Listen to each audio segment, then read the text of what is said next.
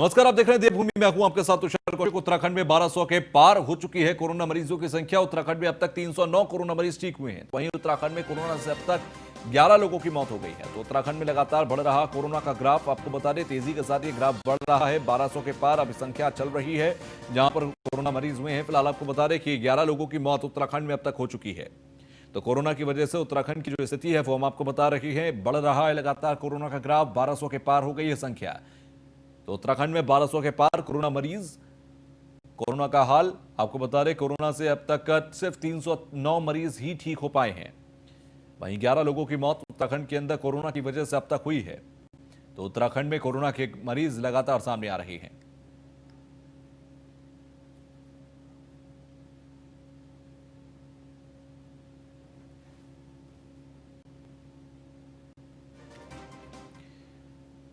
तो वहीं corona virus के संक्रमण को रोकने के लिए नगर पालिका परिषद पौड़ी की ओर से सार्वजनिक स्थानों पर थूकने और जगह जगह गंदगी करने वालों के खिलाफ सख्त कार्रवाई की तैयारी की गई है। नगर पालिका परिषद पौड़ी की ओर से एक निरीक्षण दल का गठन किया गया जो नगर पालिका क्षेत्र के अंतर्गत निरीक्षण कर रही है। जो भी व्यक्ति सार्वजनिक स्थानों पर थूकते हुए या गंदगी करते हुए पाया जाता है तुरंत उसके विरुद्ध एक्ट के अनुसार कार्रवाई की जा रही है। फिलहाल आपको बता दें कि नगर पालिका क्षेत्र के अंतर्गत सभी सार्वजनिक स्थानों पर गंदगी करने या जगह जगह थूकने पर नगर पालिका की ओर से एक्ट के मुताबिक कार्रवाई की जा रही है। नगर पालिका के अधिशासी अधिकारी प्रदीप बिष्ट ने बताया कि कोविड-19 को देखते हुए पालिका की ओर से एक निरीक्षण दल का गठन किया जा रहा है जो गंदगी करने के खिलाफ चालानी कार्रवाई कर रहा है। तो पौड़ी नगर पालिका ने किया निरीक्षण दल का गठन। पौड़ी का ये मामला जहां पर गंदगी करने वालों के खिलाफ चालान काटा जा रहा है।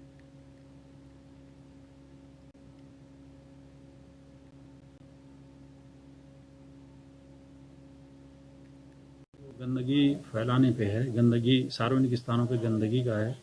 और दूसरा जो सार्वजनिक स्थानों पे थूकते हैं, कोविड के मद्देनज़र जो वायरस है जो मानव स्राव के कारण फैलता है उसके रोकथाम के लिए भी हमने एक अभियान चलाया है जिसमें पूरे शहर में पालिका क्षेत्र के अंतर्गत निरीक्षण दल हमने बनाए हैं जो कि ये देख रहे हैं कि कोई सार्वजनिक स्थानों पे गंदगी तो नहीं फैला रहा है या थूक तो नहीं रहा है। और थूकने पे जो भी एक्ट है हमारा उसके तहत हम जो है चालानी कार्रवाई अमल में लाएंगे। खबर हल्द्वानी से है जहां पर कर्मचारियों के वेतन कटौती का विरोध किया जा रहा है। नेता प्रतिपक्ष इंदिरा हृदय ने कहा फैसला वापस ले सरकार। चतुर्थ श्रेणी और सफाई कर्मचारियों तक का वेतन काटा गया। आपदा में संसाधन जुटाना सरकार की जिम्मेदारी है। डबल इंजन की सरकार खुद अपने संसाधन जुटाए, कर्मचारियों का वेतन ना काटा जाए। तो चतुर्थ श्रेणी और सफाई कर्मचारियों का वेतन ना काटा जाए, ये नेता प्रतिपक्ष इंदिरा हृदय की तरफ से कहा गया। तो डबल इंजन की सरकार खुद संसाधन जुटाए। सरकार ने राज्य कर्मचारियों के प्रत्येक वर्ग का प्रत्येक माह एक दिन वेतन काटने का निर्णय लिया है और उसमें चतुर्थ श्रेणी व्यक्तियों से छोड़कर सफाई कर्मचारियों तक को नहीं बख्शा है। मैंने सरकार से मांग की है कि वो तत्काल इस निर्णय को वापस ले। कांग्रेस पार्टी ने भी इसमें अपनी आपत्ति दर्ज की है और कहा कांग्रेस कतई इस पक्ष में नहीं है कि आप सरकारी कर्मचारियों का वेतन काटकर राज्य की व्यवस्था चलाएं। सरकार का दायित्व है कि वो अपने संसाधनों की व्यवस्था करे और केवल दो महीने के आपातकाल में उन्हें वेतन काटने की जरूरत पड़ गई तो आखिर सरकार आपातकाल के लिए क्या व्यवस्था करती है? डबल इंजन सरकार है, भारत सरकार से भी उसे सहायता प्राप्त होती है। तो इसका मैं घोर विरोध करती हूँ और तत्काल इसे वापस ले, अन्यथा इसके अच्छे परिणाम नहीं। तो कर्मचारियों को वेतन ना काटा जाए, इंदिरा हृदय की तरफ से कहा गया। चतुर्थ श्रेणी के कर्मचारियों का भी यहां पर वेतन काटा जा रहा है। इसको लेकर इंदिरा हृदय ने निशाना साधा सीधे सरकार पर और कहा कि डबल इंजन की सरकार है, डबल इंजन की सरकार रिसोर्सेज ढूंढे, संसाधन ढूंढे, लेकिन चतुर्थ श्रेणी और सफाई कर्मचारियों का वेतन ना काटे। आपदा में संसाधन जुटाना सरकार की जिम्मेदारी है। किसी का वेतन काटना, वो भी चतुर्थ श्रेणी और सफाई कर्मचारियों को वेतन काटना, ये बिल्कुल बेईमानी होगा। तो इंदिरा हृदय नेता प्रतिपक्ष की तरफ से ये बात कही गई। हल्द्वानी में थी जब उन्होंने ये बयान दिया। हल्द्वानी के अंदर उन्होंने कहा कि कर्मचारियों के वेतन कटौती का वो विरोध करती हैं, पूरी कांग्रेस इसका विरोध करती है और चतुर्थ श्रेणी के कर्मचारियों और सफाई कर्मचारियों का वेतन नहीं कटना चाहिए।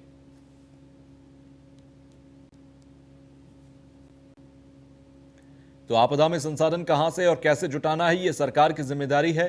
उत्तराखंड में डबल इंजन की सरकार है तो खुद संसाधन जुटाए, कर्मचारियों का वेतन ना काटा जाए। इंदिरा हृदय की तरफ से इन तमाम बातों को कहते हुए सरकार पर निशाना साधा गया और कहा कि सरकार को फैसला वापस लेना चाहिए।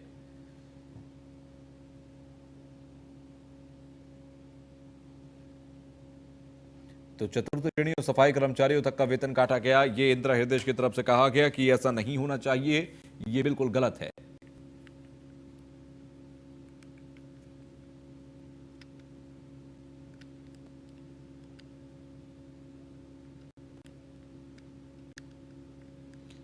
तो हल्द्वानी से मामला है जहां पर कर्मचारियों के वेतन कटौती का विरोध किया गया और नेता प्रतिपक्ष इंदिरा हृदय ने कहा कि फैसला वापस ले सरकार।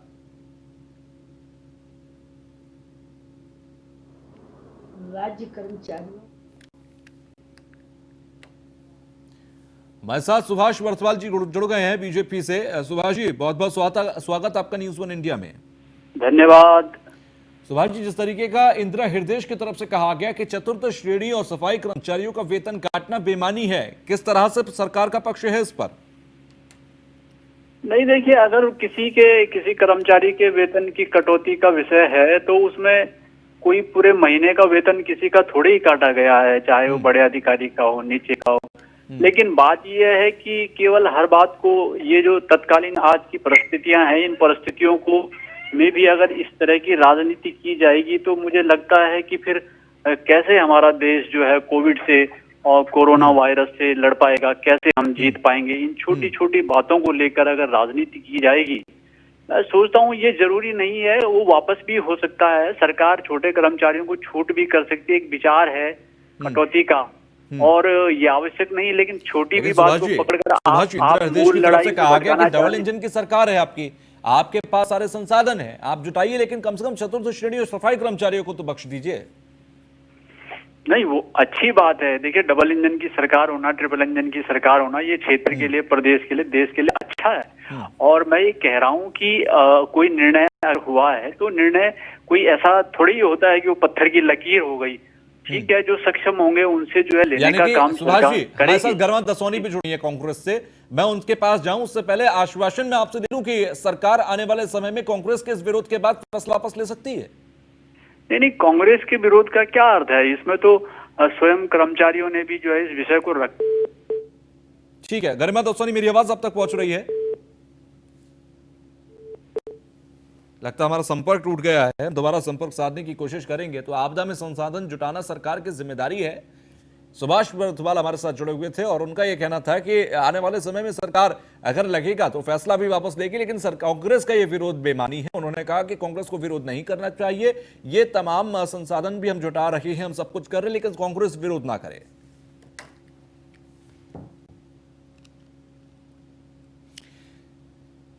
चलिए खबरों में आगे बढ़ते हैं। मसूरी से खबर है, एक युवक सड़क हादसे में घायल हो गया है। इस हादसे का कारण कोई गाड़ी या इंसान नहीं बल्कि सड़क पर पड़ा हुआ कचरा था। युवक बाइक से जा रहा था, तभी सड़क पर पड़े मलबे के कारण फिसलकर एक सड़क से दूसरी सड़क पर जा गिरा। पूरा मामला पिक्चर पैलेस मासोनिक लॉज बस अड्डे की है, जहां पर डुबरी जाने वाले क्रम में एक युवक सड़क किनारे पड़े मलबे के कारण बाइक से एक सड़क से दूसरी सड़क पर जा गिरा, जिससे वे गंभीर रूप से घायल हो गया। वहीं आसपास के स्थानीय लोगों ने गंभीर हालत में युवक को अस्पताल पहुंचाया। पूरी घटना पास में लगे सीसीटीवी कैमरे में कैद हो गया। अब इस तस्वीर को आप ध्यान से देखिए। ऊपर सड़क की तरफ से आ रहा शख्स कचरे की वजह से फिसल जाता है और फिसलते हुए वो ऊपर से सीधे नीचे की ओर जा रही सड़क पर आ गिरता है। इसके बाद आसपास खड़े लोग भाग के आते हैं और उसके बाद इसको अस्पताल पहुंचाया गंभीर हालत में। लेकिन ये पूरी घटना सीसीटीवी कैमरे की है। सड़क पर पड़े मलबे की वजह से एक युवक सड़क से फिसलता है और नीचे की तरफ गहराई में जाकर जो दूसरी सड़क जा रही होती है उस पर आकर गिरता है। उसके ऊपर उसकी गाड़ी भी गिरती है, तो गंभीर रूप से घायल वो हुआ है। फिलहाल अस्पताल में उसे पहुंचाया गया है। आसपास खड़े लोगों ने उसे अस्पताल पहुंचाया। मसूरी के पिक्चर पैलेस स्थित बस अड्डे की यह घटना बताई जा रही है।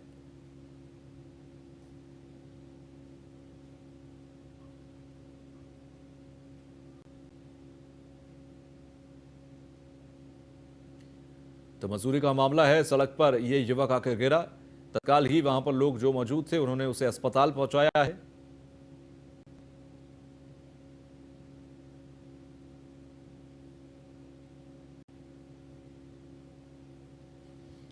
तो सड़क पर पड़े मलबे की वजह से यह हादसा हुआ है मसूरी के अंदर। पूरी घटना सीसीटीवी कैमरे में कैद हुई।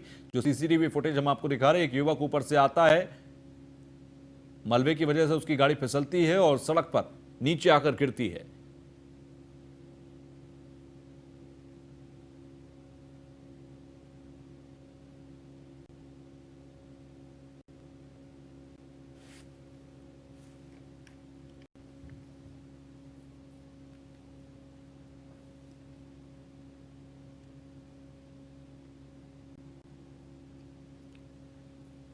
तो मसूरी में सड़क पर पड़े मलबे की वजह से एक युवक हादसे का शिकार हुआ है। सीसीटीवी फुटेज हम आपको उसी हादसे की दिखा रहे हैं, जिसमें एक युवक आ रहा है सड़क पर और मलबे में उसकी बाइक फिसलती है, जिसके बाद वो दूसरी तरफ नीचे गहराई में जो दूसरी सड़क जा रही है उस पर आकर गिरता है।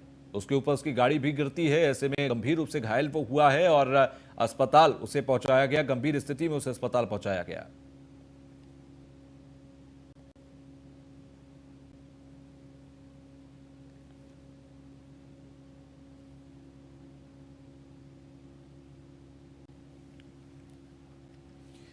खबरों में आगे बढ़ते हैं। काशीपुर का मामला, जहां पर दमकल विभाग सीमित संसाधनों के साथ जंग लड़ रहा है। इन्हीं में से एक है हाइड्रेंट, जो जल संसाधन की लापरवाही भरी कार्य प्रणाली के चलते खराब स्थिति में है। एक तरह से जमीन में समा चुके हाइड्रेंट की वजह से अग्निशमन विभाग अपंग हो चला है। आलम यह है कि शहर में कहीं आग लग जाए तो बुझाने के लिए लगाए गए हाइड्रेंट का अब सहारा नहीं बन सकेंगे। आपको बता दें कि काशीपुर शहर में कुल 13 स्थानों पर हाइड्रेंट लगे हैं। इसमें से 8 जल निगम और 5 जल संसाधन के अंतर्गत आते हैं। अब ये हाइड्रेंट दफन हो चुके हैं। करीब 2 लाख की संख्या वाले काशीपुर शहर में अगर क्षेत्र में आग, गली मोहल्ले के अंदर आग लगती है तो शहर के बाजार और तंग गलियों में आग पर काबू पाना संभव होगा, क्योंकि प्रशासन के द्वारा दमकल विभाग को आग बुझाने के लिए जो संसाधन उपलब्ध हैं वो नाकाफी साबित होते हैं।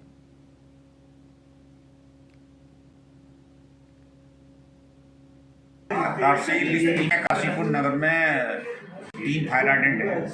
बाकी हमने भी अमृत योजना के अंतर्गत 8 फायर हाइड्रेंट अधिशत किए हैं जो चालू अवस्था में है। तो इस तरह से 8 अमृत योजना के अंतर्गत और 2 पुराने फायर हाइड्रेंट चालू अवस्था में है। देखिए, काशीपुर क्षेत्र में टोटल 13 हाइड्रेंट हैं, जिसमें से आज 8 जो है जल निगम के वो कार्यशील दशा में हैं।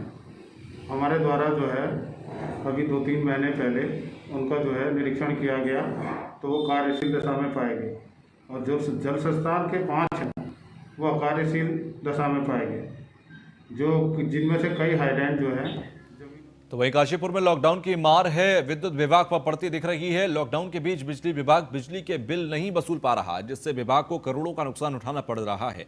आपको बता दें कि काशीपुर विद्युत विभाग द्वारा प्रति माह लोगों के बिजली के बिल के तौर पर 35 से 40 करोड़ रुपए वसूले जाते हैं, लेकिन लॉकडाउन के चलते विद्युत विभाग के सामने कई परेशानियां खड़ी हो गई हैं। यही वजह है कि लोगों द्वारा समय से बिजली के बिल का भुगतान विभाग को नहीं किया जा रहा, जिससे विभाग को काफी नुकसान पड़ रहा है। काशीपुर विद्युत विभाग के अधिशासी अभियंता विजय कुमार सकरिया ने बताया कि लोगों द्वारा समय से अपना बिजली के बिल का भुगतान नहीं किया जा रहा। अप्रैल महीने में 30% और मई महीने में 45% लोगों ने ही बिजली के बिल का बकाया भुगतान किया है।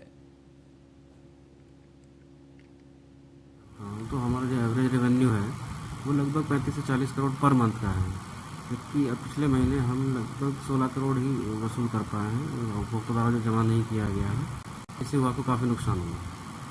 लगभग 45% का जो है कनेक्शन हमारा हो रहा है एवरेज। कुल विभाग द्वारा इसमें लगातार प्रयास किए जा रहे हैं। उपभोक्ताओं को जागरूक करने के लिए हम अनाउंसमेंट और पेपर में भी सबकी सूचना हम दे रहे हैं। अगर बात करता हूँ तो हमारा जो एवरेज। खबर देहरादून से 2 दिन की साप्ताहिक बंदी का आदेश आज से लागू हुआ है और देहरादून में बढ़ते कोरोना केस को लेकर सरकार का फैसला भी है। देहरादून में शनिवार और रविवार 2 दिन की साप्ताहिक बंदी रहेगी। आवश्यक सेवाओं को छोड़कर बाकी सब कुछ बंद रहेगा। 2 दिनों में पूरे शहर को सैनिटाइज किया जाएगा। डीएम आशीष श्रीवास्तव, मेयर सुनील उनियाल ने संभाला मोर्चा। नगर आयुक्त विनय पांडे भी रहे साथ। साप्ताहिक बंदी को नगरवासियों का पूरा सहयोग मिला है। फायर ब्रिगेड और नगर निगम की गाड़ियों से हो रहा है सैनिटाइजेशन का काम। तो 2 दिनों में शहर को सैनिटाइज किया जाएगा। डीएम आशीष श्रीवास्तव, मेयर सुनील उनियाल ने पूरा मोर्चा संभाला है। 2 दिन का अलाउ किया गया है।